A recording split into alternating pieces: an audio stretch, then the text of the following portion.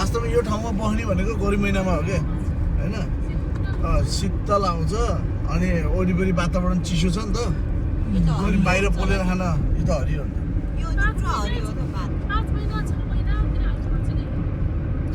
यो त घाँस हो यो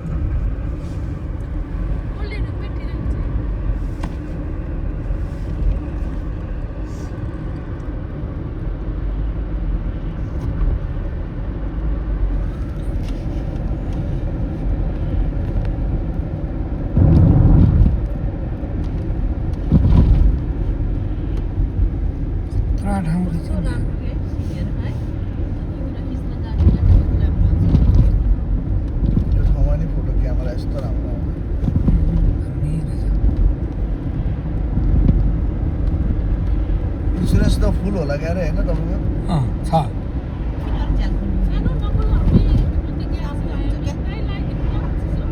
अब त मेरो डार्लिङ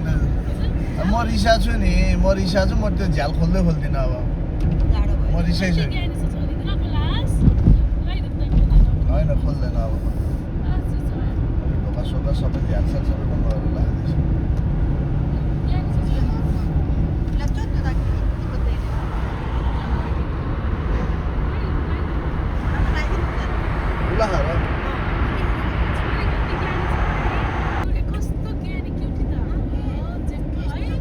तर यो त गाई बस्तुले खाने घाँस पनि हुन्छ त यो त खान्छ त यिनीहरूले अलिअलि गर्दै डढा खायो कि यिनीहरूले पाटपाट गर्दै डढा खायो यो त यहीँ मोल भयो नि त अब